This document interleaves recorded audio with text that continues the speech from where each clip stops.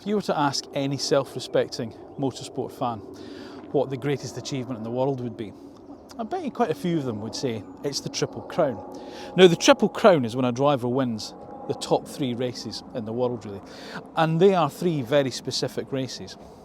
The first of them is the Monaco Grand Prix. Now, the Monaco Grand Prix isn't a particularly exciting Grand Prix from the fact that it's a street circuit, it's quite tight, it's very difficult to overtake on, so there's not a lot of, dare I suggest, interesting racing, not these days anyway. Way back maybe in the sort of the 1960s, maybe the 1970s, when the cars were a bit smaller and, dare I suggest, had less, shall we say, driver aids on them in some respects, and less technology on them, then maybe it was a bit more exciting. But it's the glamour. There's no doubt about it, it's the prestige and it's the glamour of Monaco that makes it one of the Triple Crown races. I've never been to a Grand Prix, believe it or not, but if I was going to one, it's the one that I'd want to go to. The second race is the Indy 500. Now, there'll be some of you out there that goes, oh, how difficult can it be to drive around in circles for so long? It's really difficult, trust me. Now, whilst I've never driven a race car round a bank circuit, I have driven road cars round steeply banked circuits, and it's the continuous radius of that corner on the banking, whilst even at normal road speeds or high speeds in a high-speed sports car are very disorientating, let alone when you're doing 200 miles an hour with 20 odd other drivers all trying to do the same thing. The Brickyard victory there, trust me, that is quite special. But it's the third race that I think is probably the best of them all. It's the one that I feel a very, very close association to, and that is the 24 Hours of Le Mans. Now, the reason that I love Le Mans so much is not just because of the cars that race there, not because of the test of endurance, because it's raced over 24 hours, and it's not just because it's also situated in one of my favourite areas of France. But it's the fact that it's not just really the driver's victory, it's a team victory. And whilst it is important to the driver to be victorious at Le Mans, there's no doubt in my mind, when you look back at history of Le Mans, it's the teams that you remember that won it, it's the manufacturers that you remember who won it. Bentley, Aston Martin, Ford, Ferrari, Audi, Porsche. It's also the sort of like the place where you can get, you know, sort of like prestige manufacturers, like, as I say, Bentley competing against Toyota, for instance. You know, Audi competing against Lola. You know, it doesn't matter. It's all there. And of course, what you have is these high-speed cars that are capable of over 200 miles an hour down the Mulsanne Straight, mixing it up with sort of like, you know, GT3 versions of sort of like 911s and Ferrari 458. They're all in the mix, and they've got to do that over 24 hours on a circuit that for 99% of the year, bar one weekend a year, the majority of it is made up of French roads. Now, oddly enough, I've been to Le Mans a number of times, the circuit, but I've only ever been to the race once. And that was 18 years ago when I was with Aston Martin. We went down to cheer on the DBR9s of Darren Turner and his crew. But in 2024, I'm heading back. Nearly 18 years later, I am heading back. Aston Martin I'm going to be cheering on this time. No, I've decided to cheer on a French team this year. And I've decided to take you guys with me. Now, it's all very well going down to Le Mans and having a really, really nice time there. But what makes it even more special is if you can go down in the car with the team that you are supporting. Because when I went down with Aston Martin, I was very lucky enough to take a Vanquish S. So what am I going down in this year? We'll be going there in this, France's national pride, the Alpine A110S. So why don't you get yourself comfortable and join me as I say welcome to this week's episode of House of Cars and the Le Mans 24 Hours.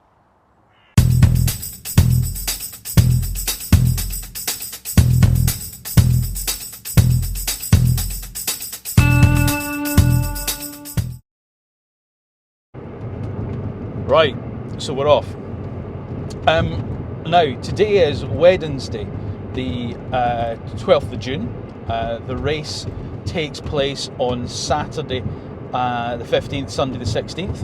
And so why am I going down this early? Well, tomorrow, Thursday the 13th of June, Alpine are launching their new car, their new all-electric hot hatch, the A290, which is based on the new Renault 5.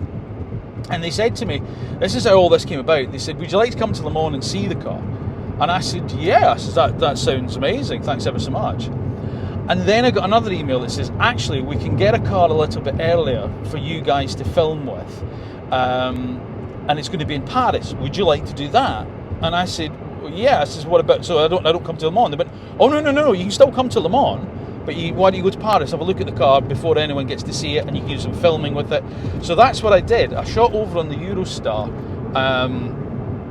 sort of like last week effectively, and filmed the car. Now you'll be able to see my sneak peek of the A290 if you look at the Auto EV channel. That's my other YouTube channel, because that's an electric car, so that's what we deal with.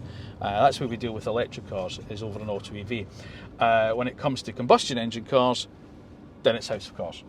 Okay, does that make sense? Brilliant.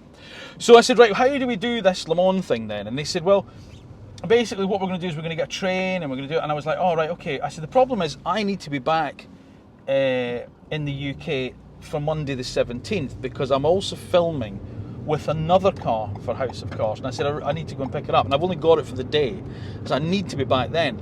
And I jokingly said, it'd probably be easier for me just to drive.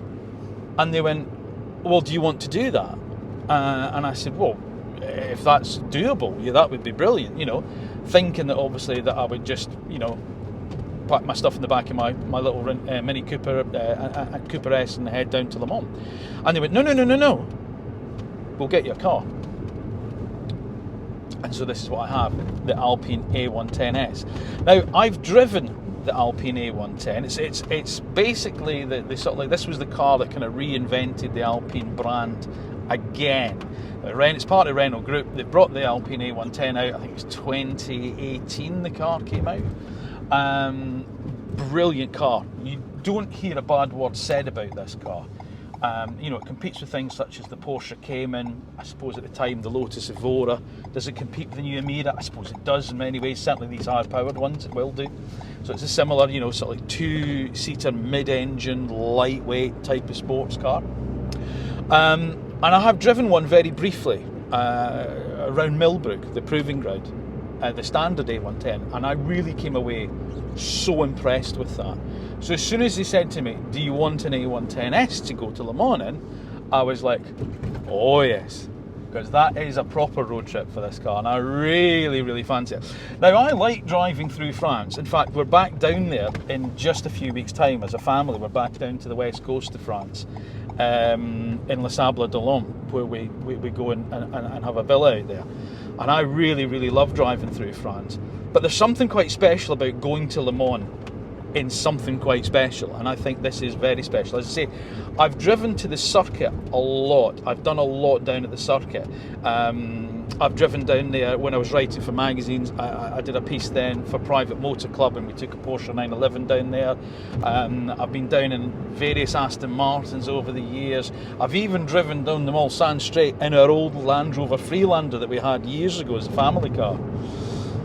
And as I say, the only time that I've been to the actual race, however, was back in 2005, I think it was, 2006, apologies. And I went when I was with Aston Martin in a Vanquish S. So again, something quite special to drive down there in. So I'm really chuffed that I'm getting this chance to go down. And as you can see, I'm on my own. So again, I like the time on my own, I like driving down on my own, because I do like driving, and I don't have anybody pressing, you know, skipping tracks on my music selection or whatever. I say, why don't we do this? Why don't we do that? Why don't we stop here? No, leave me alone. I want to drive. Right, so the plan, because I'm waffling now, apologies. The plan is this. I've left my house in Surrey. We're going straight, we're M25, M20 to Folkestone in Kent, where I'll jump on the Eurotunnel, and then it's half an hour across on the Eurotunnel to Cali. Out at Cali. Now, there is motorway pretty much all the way down to Le Mans, and I'll talk a little bit more about sort of like the prep, that if you're planning on doing this, things to maybe consider, especially if you haven't done it before. I'll talk a little bit about that later on. But there's a thought process in me that because I have this car, I might want to do something a little bit more special away from the motorways. But I'm not exactly up against the clock. But I do have dinner there tonight with the Alpine guys at around about 7:30. It is currently 9:45 UK time. So, as I say, I'm a bit betwixt and between what to do. Sunday I have got to get back, so I've got to just gun it back. So that will be all motorway. But today I am tempted to do the French motorways down to perhaps Rouen, and then just sneak off onto the back roads down to Le Mans and have a little bit of fun and a little bit of play with this Alpine. So I'm going to go now because I need to concentrate on what I'm doing, and there's a learner driver just pulled out in front of me. There we go. He doesn't know where he's going. Lovely. There we are. And it's all fun, isn't it? And so you will join me a little bit later on, probably when we get to the Channel Tunnel.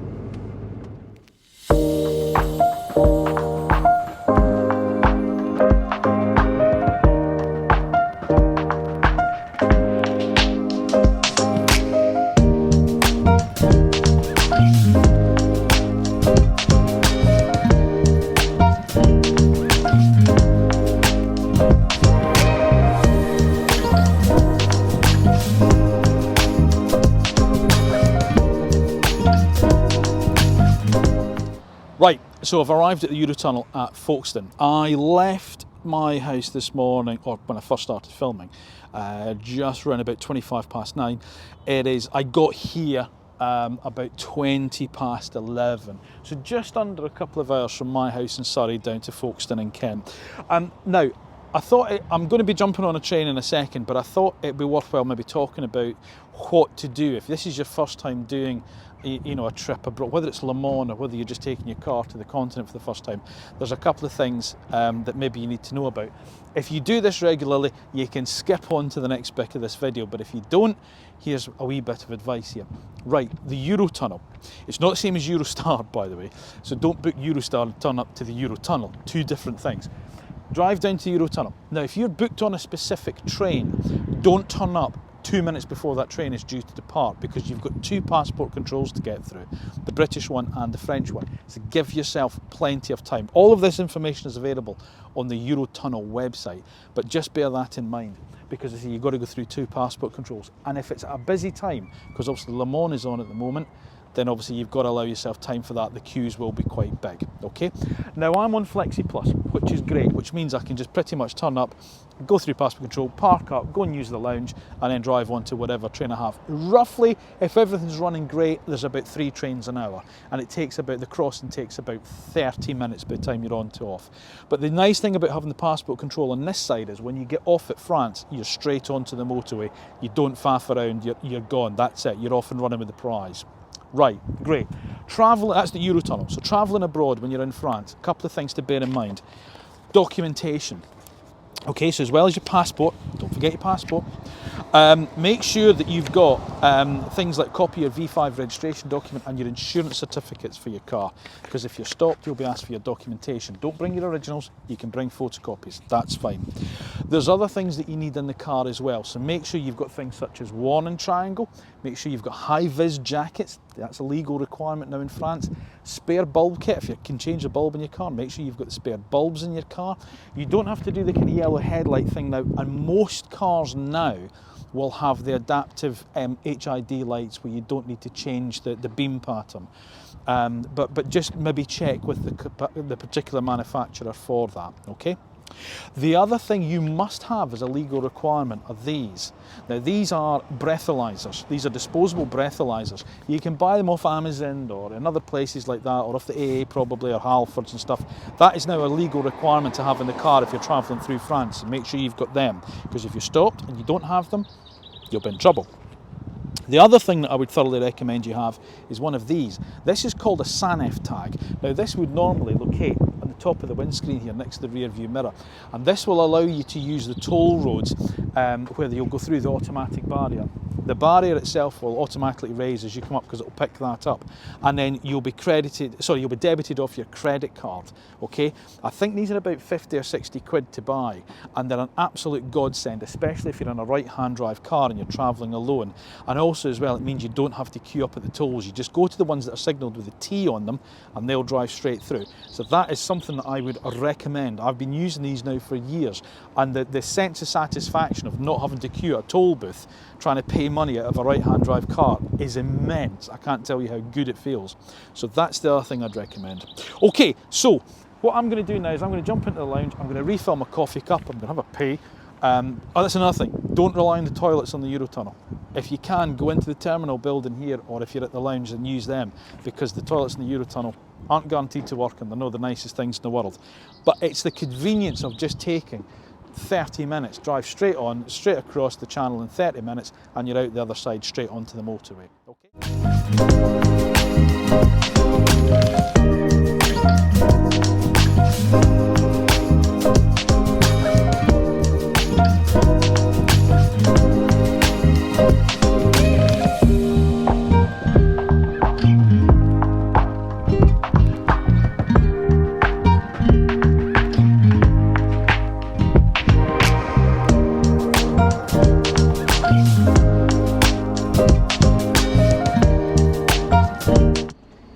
Here we are, Eurotunnel. This is it, half an hour, you sit in your car, speed out into Cali, and as I say, because you've been through passport control on the UK side, as soon as you get off the train, you're straight onto the motorway, which is phenomenal. It's really easy to do. You sit in your car. I've got my, I've just had my sandwiches that I picked up in the Flexi Plus lounge. My golden oat crumb biscuits. Biscuit game is strong today, liking that. I've got refilled my coffee flask. I've got my water flask as well. This only thing I'm going to say, and it seems a bit petty talking about this on a car that is epic, as good as this car, but it's very difficult to store a coffee flask and a water bottle. There is a little bit down here, but there isn't. It's not a dedicated cup holder. So there is a space for my coffee cup there and my water bottle, but it's not a dedicated, so it kind of rattles around. It'd be nice to have a little bit you can pop it in. Otherwise, I'm absolutely in love with this A110S. This is a superb car, as far as I'm concerned. It's so comfortable. As I say, there's another guy here with Bauer. He's on his way down as well, an A110 GT, which is obviously the more comfort-orientated version of the car. But I do like this one. And people have been coming up to me just going, what a great looking car. They love the colour. Ian from Pop Band Colour, obviously he's an artist, he came up and said, wow, what a great colour. The lady kind of, I don't know what they are, stewards or whatever on the Eurotunnel, she started seeing pictures of it for her boyfriend because she loved the car, loved the look of it, loved the colour of it, and we had a good chat about it. But it is very good, this car. I'm really starting to love this thing. I can't wait to get it on the other side of the channel and just show it some French roads and give it the beans. Not too much, you've got to watch that. If you are coming to Le Mans, obviously it's a big draw. Le Mans in the race, they reckon, there was an old saying that used to say it was the biggest British motorsport event not held in the UK. There used to be thousands and thousands of Brits used to go across for the race every year, still are. But the French police do take a dim view on anyone just being silly over there. So do watch yourself with that, because you will get frog marched to a cash machine and they will want cold hard cash off you. So do be aware of that. Behave yourself if you're doing it, which I do plan to do, officer. Promise. Cubs honour. Excuse me. So yeah, just watch that if you're coming across. I've also just heard from other journalists who are coming as well on the trip as well. So my good mate Jack Scarlett from the Fully Charged show, he's going to be here as well. So I'm looking forward to seeing Jack again, the tallest man in YouTube. So hi Jack, see you soon. And yeah, I'm really looking forward to this. But it's going to be a good trip, I reckon.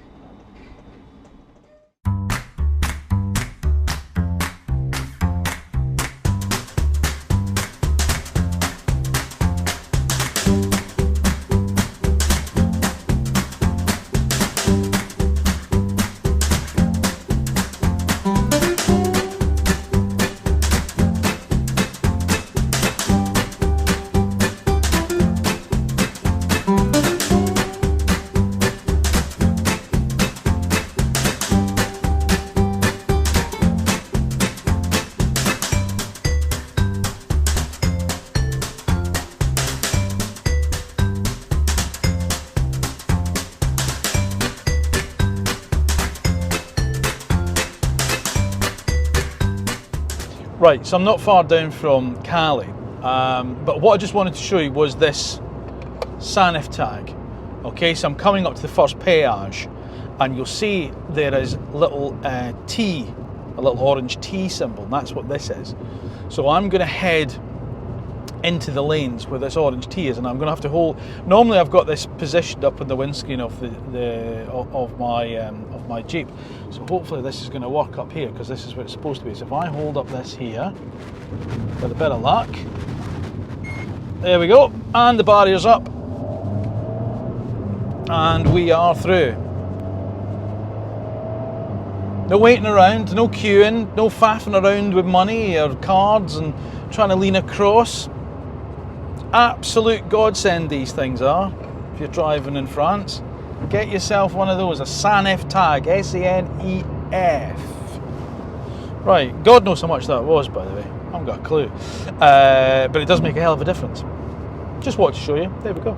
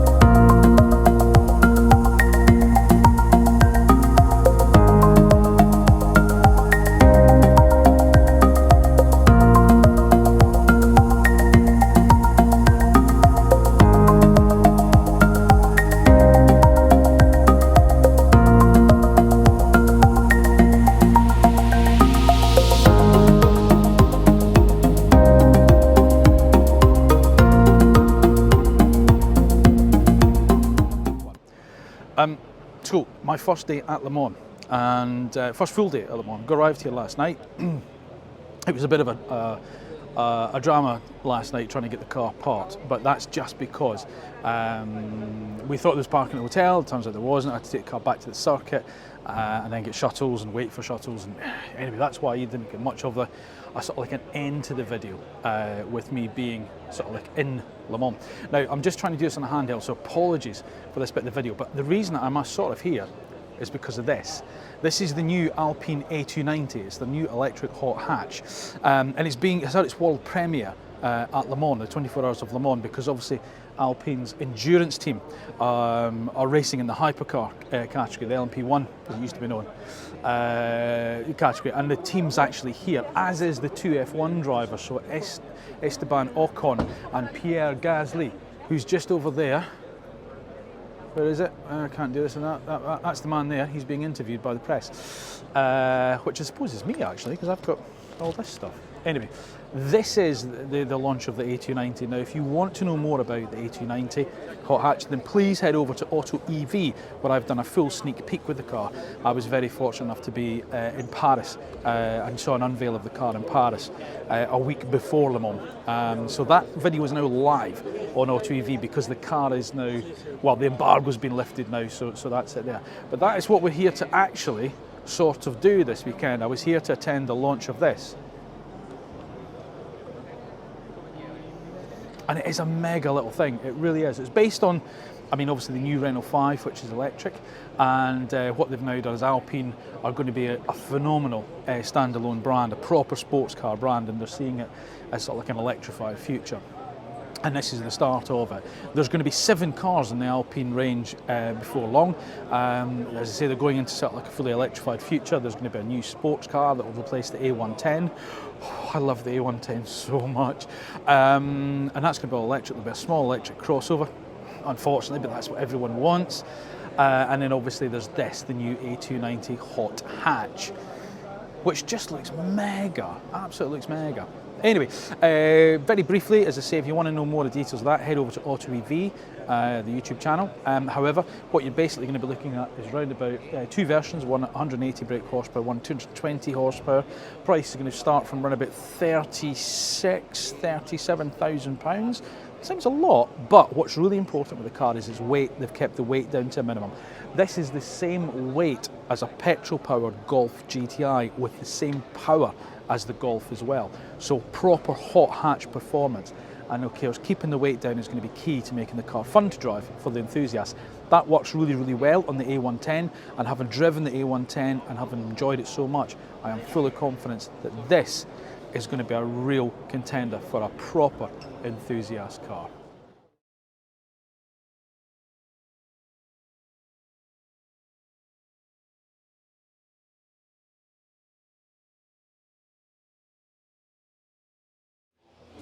Now, if you do find yourself at Le Mans with a bit of time to spare, then do make sure you get yourself across to the Le Mans Museum, which is at the entrance to the circuit, where you'll see wonderful things such as this, one of my favourite cars, the 1964 Shelby Daytona Coupe. Of course, you're going to see lots of different things here, but it's a very French kind of based museum. We're very proud of the national race, France. But that's not to say that you won't see other things as well, such as a very important car that's behind me. The Ford GT40. It took 3 victories here, 1967, 1968 and 1969, very famously because after Mr. Ford tried to buy the Ferrari car company and Ferrari ended up going with Fiat, Ford set off and got Carroll Shelby to engineer them a car that was going to take Ferrari on at Le Mans and ultimately basically show them a clean pair of heels, which it did.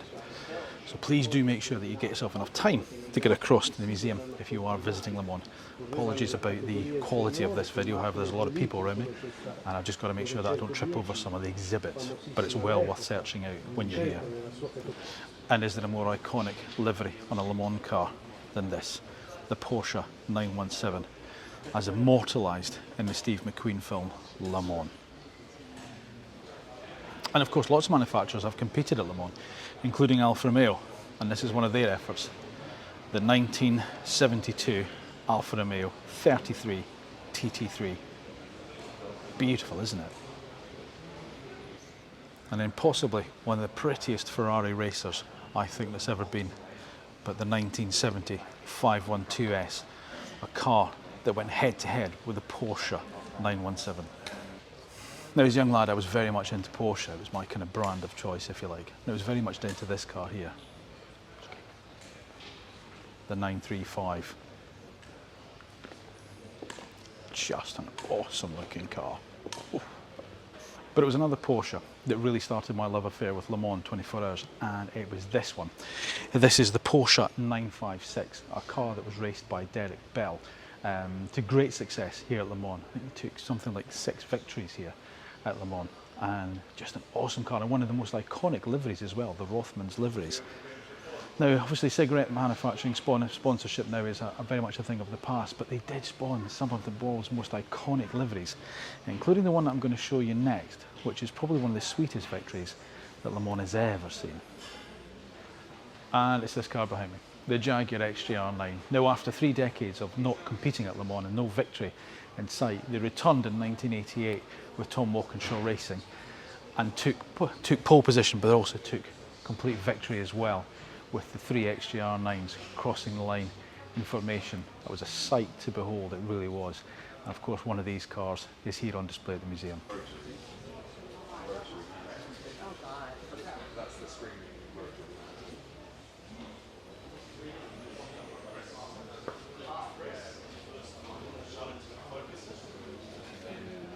And of course, in 2003, another name returned to Le Mans, to victory. And of course, it was none other than Bentley. And in 2008, something quite interesting happened. In a real marketing coup for them, diesel engines became victorious at Le Mans. And of course, leading the charge was Audi with this, the R10 TDI, a 12-cylinder turbo diesel engine driven by Frank Biella, Emanuele Pirro and Marco Wiener. This took first place in 2006, 2007 and 2008. How about this for something different? In 2015, Nissan entered this car, a front-engined GTR LM Nismo. Needless to say, it didn't finish the race. And no trip to the Le Mans Museum would be complete without us taking a look at this. The Alpine A480, the 2021 competitor. And of course, we're back here with Alpine this year in the LMP1 hypercar category. Of course, it's not the first Alpine that's ever raced at Le Mans, because here's an A110 that competed here in 1964. Which reminds me, I am missing my A110 quite a lot.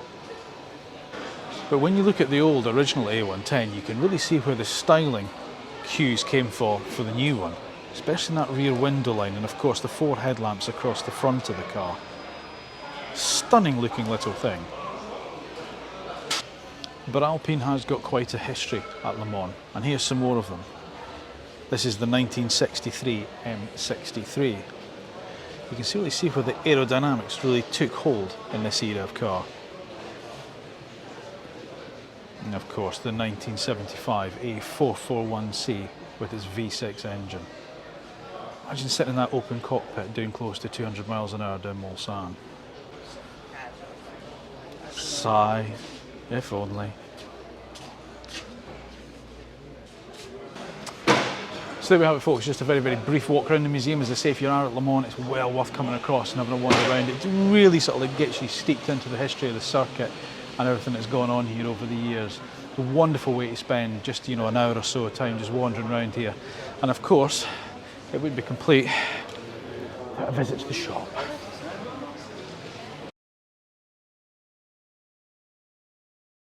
It's 3:15, 45 minutes to race start. We're up in the Alpine hospitality box.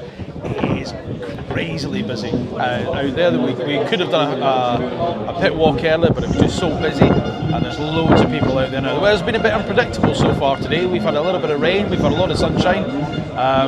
It's currently quite overcast and it's very windy, so it'll be interesting to see what the first few laps of the race are like. But as you can see, I've got my merch on for my support of the team, and yeah, let's see how we get on. So you could just feel the sort of the atmosphere up, even in the hospitality box. Everyone's sort of getting excited.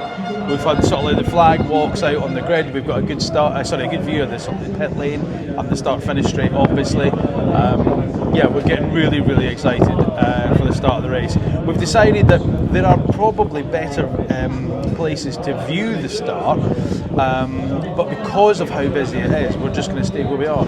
So there's another little tip that I would give you. If you are coming to view Le Mans 24-hour race, find yourself a good spot for start and don't move. We've got another colleague who's gone out past the Dunlop Bridge and saying he just can't get to the front to see anything. It's so busy. I mean, this is the French national race. They absolutely love it here. We've had dignitaries and everything out front. We've had people, they've brought the 24-hour trophy in via military helicopter. They've had some footballer, Zidane, don't know. He's been out there. They've had loads of people out there, but it is a huge, huge thing for the French. So make sure you give yourself plenty of time when you're here. Sorry if it's a bit windy and a bit noisy, but although we're up in the hospitality box, we've got the windows open so we can see what's going on and hear what's going on. But yeah, here we are. It's just after 3:15. The race, if that's French time, the race will start at 4 o'clock and won't finish till 4 o'clock on Sunday. Looking forward to this one.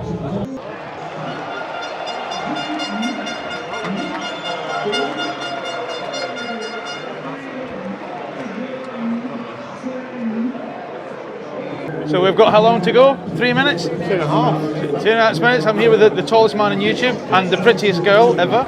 And here we are, we're ready for the start of Le Mans. Yay! Go Team Alpine!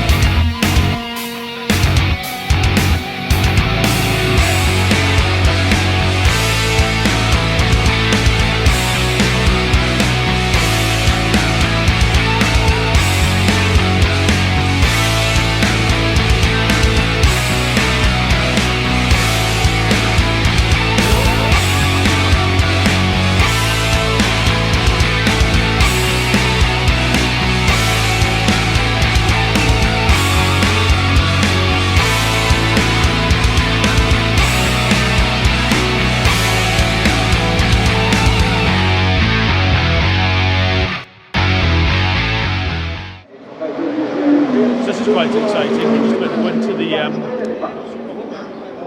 the pit.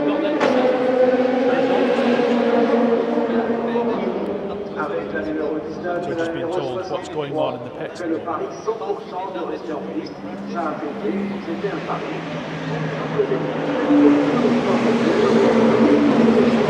you in with me, show you what happens in the pit of a Le Mans race.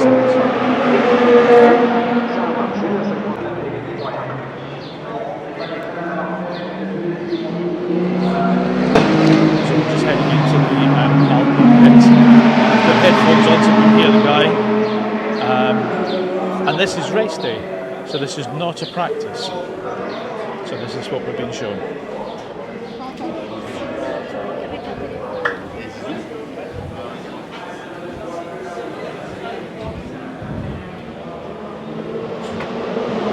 So this is a walking pit at Le Mans 24.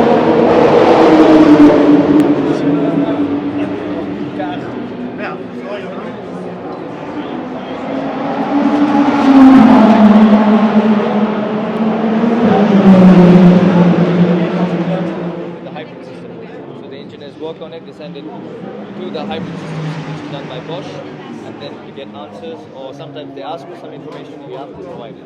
So every pit stop they have to keep extracting information.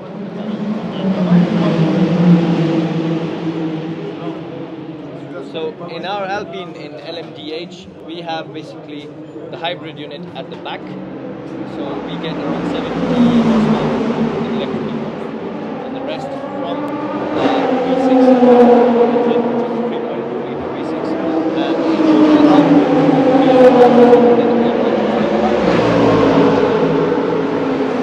The minimum car of the weight is 1,030 kilograms.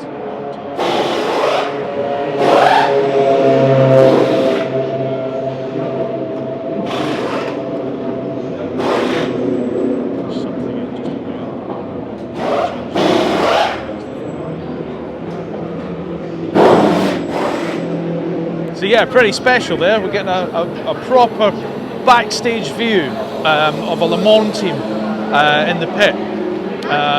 Lots of things going on. We've got to be careful, as I say, that we didn't get involved in anything there in case a car has come in. But it seems like one of the GT3 Ferraris had a bit of a shunt when we were in there, so that could be race over for them. It's 20 past 6, the race has been running 2 hours 20 minutes.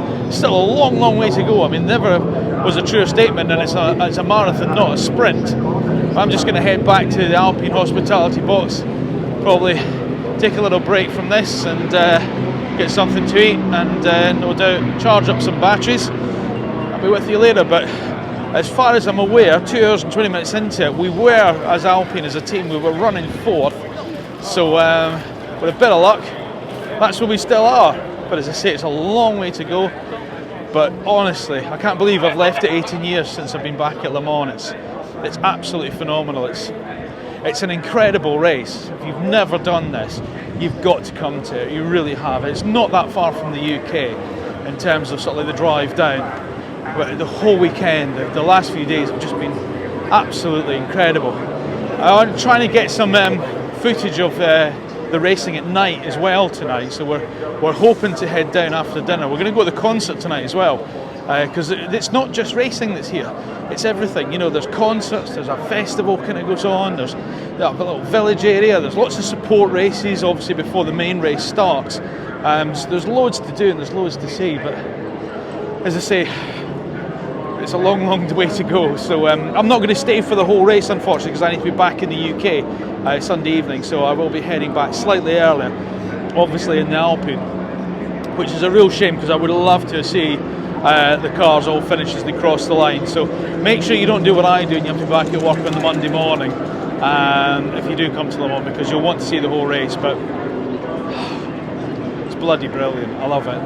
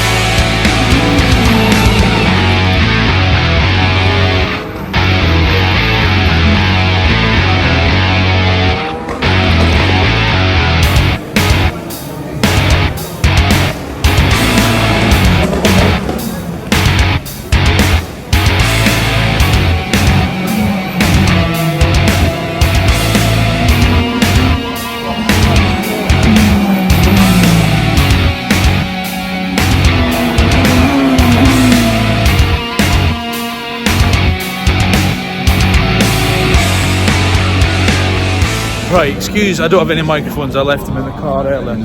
It is now 25 to 1 in the morning. I am heading back to my car. I'm driving to my hotel in the middle of Le Mans. I've left the Alpine guys in the hospitality unit. They're going to get the transfer in about half an hour or so. It's just incredible atmosphere here. You know, both the Alpines are out, which is a real shame, but we're all cheering on the Cadillacs because the Cadillacs are going really, really well. So it's not bad. Let's have a look. Let's see where we are in terms of the running order. I think we've got Ferrari leading Porsche at the moment. Cadillac's quite high up there, but it's all to play for because everything changes through the night. So there we go. I've got to leave before the end. Sorry, the end of the race tomorrow. But I've had such a great time. But I tell you what, the one thing I will always advise if you come into Le Mans, bring decent footwear because my feet are killing me. So that's the only thing I will say. Anyway, I'll see you bright and breezy tomorrow with some microphones. Sleep well.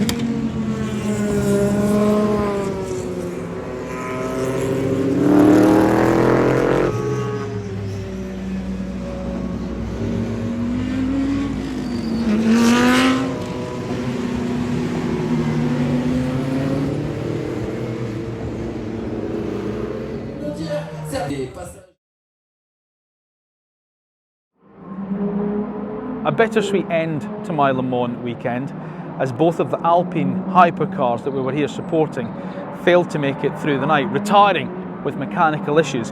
At least it wasn't a crash hurting people, so if they can be grateful for not finishing, it's due to mechanical issues rather than anything else. But a real shame. Now I'm leaving now, so I'm not sure who, by the time you watch this video the race will have finished, but as I was leaving, Ferrari were in the lead, being hunted down by Porsche and Cadillac as well. So as I say, by the time I get home, I'll know who's won the race. Now, if you are considering coming to Le Mans, then please don't think that this is the absolute sort of like the Bible, if you like, for everything about the race. It's just my experience, and I've been able to take you into places where, dare I suggest, might not have had access to, certainly such as the Alpine pits. But if you are thinking of coming to Le Mans, there are a lot of resources out there where you can look at to give you all the top tips and advice about what to do, and dare I suggest what not to do when you're down here. If you're coming down, don't leave it to the last minute. Make sure you book well enough in advance. 2025 is probably pretty much getting close to being sold out. It's the busiest that it's been for years. Plenty of people have been saying to me this weekend they've never seen it as busy for this for years. So if you are interested in coming, then please don't leave it to the last minute. Start planning now and get tickets booked. There are plenty of other companies as well where you can come down with. Well, they'll take care of it all for you. I mean, obviously you pay for that privilege, but if you don't want to do all the planning yourself, then maybe that's a thought, to come down with a group of people. And that's the one thing that I'm going to leave you with that has been really, really special for me, is being down here with some really good mates, some really good friends, and some people that I have now made good friends with. I've got to say a huge thank you to them, and I'm going to name them in this video. I've got to say, first of all, a big thank you to Jim, Lauren, and of course Kate from Alpine UK for inviting me down, for looking after us so well, and of course for allowing me to come down in the wonderful Alpine A110S, which, as I say, I have filmed a review of on the House of Cars channel. So thank you guys. Kate, you're an absolute star. You have looked after us so well. I can't thank you enough. To my fellow colleagues in the media, Jack Scarlett, the tallest man on YouTube with the biggest heart. Jack, it has been an absolute pleasure spending the last few days with you. You're a star. I love you dearly, and I can't wait to see you at the cricket next week. So Graham from Bauer Media, Cameron from Piston Heads, Cameron from Black Ball Media, James from Motorsport Magazine, Johnny from the Late Break Show, Johnny Smith from Late Break Show, and Richard Porter, who we spent last night at the bar with. Thanks guys, great to catch up with you again. And of course the wonderful Alex Goy, who always brings a smile to my face every time I see you. So thank you, Alex. I love you dearly. And thanks guys for making the last 5 days such a wonderful time and experience. It is now just after 1 o'clock on Sunday afternoon. I'm going to be jumping into this A110S and heading north now, northeast towards Cali to get the Eurotunnel back to the UK, because it's Sunday the 16th of June and it's Father's Day. And like any good dad, I want to be with my little girl this afternoon. Thank you for watching. As always, please make sure you're subscribed to the House of Cars channel. If you have enjoyed this video, give it a thumbs up, and don't forget, leave me your thoughts in the comment section down below. Thank you for all the support. I'm across social media as well, at House of Cars 1973, so please give me a follow there. And if you want to know more about House of Cars and what we do, then stick on the YouTube channel. There's not just new car reviews, there's some classic cars on there. As I say, there's some reviews such as events such as this, and I hope you enjoy the stuff that I'm putting out there. So thank you for your support so far. All remains for me today is, it's been great having you with me. I've loved the last 5 days, but I am desperate to see my little girl. See you soon, Katie.